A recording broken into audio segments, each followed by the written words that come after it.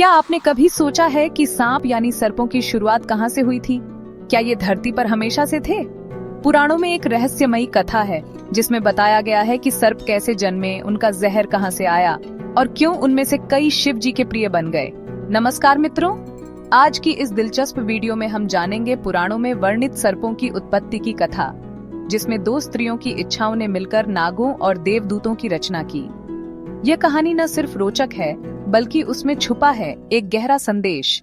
भविष्य वही तय करता है जो मन से मांगते हैं। बहुत प्राचीन काल की बात है। एक महर्षि की दो पत्नियां थीं। एक ने 100 संतानें मांगी और दूसरी ने सिर्फ 2, लेकिन सबसे शक्तिशाली संतानें। पहली पत्नी ने वरदान में कहा, मुझे 100 ऐसे पुत्र चाहिए जो विषैले और शक्तिशाली हो, जिनसे पूरी दुनिया डरे। वरदान मिला और उसे 100 अंडे प्राप्त हुए।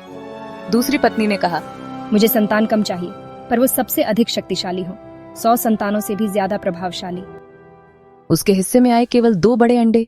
समय बीतने लगा। पहली पत्नी के 100 अंडे जल्दी फूटने लगे।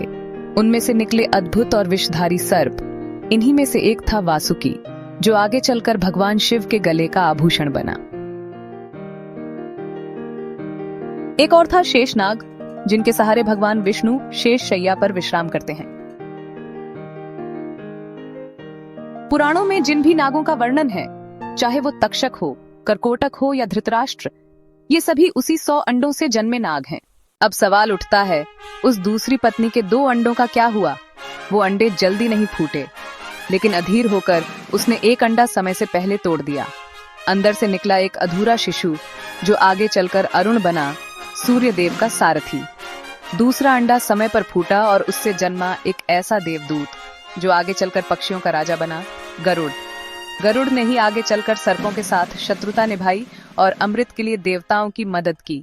इस कथा से हमें 2 बड़ी सीख मिलती है। संख्या नहीं, गुणवत्ता मायने रखती है। धैर्य रखने वाले को ही सच्चा फल मिलता है।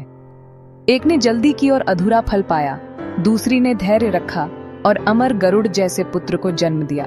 तो अगली बार जब आप सर्पों की पूजा या कथा में उनके नाम सुने, तो समझ जाइए कि ये केवल जीव नहीं, बल्कि एक गहरे रहस्य, कर्म और वरदान का परिणाम है। अगर आपको यह कहानी रोचक लगी हो तो जय नाग देवता कमेंट में जरूर लिखें। वीडियो को लाइक, शेयर और सब्सक्राइब करना न भूलें। ऐसी और भी पौराणिक रहस्यमयी कहानियों के लिए धन्यवाद। मिलते हैं अगली कथा में।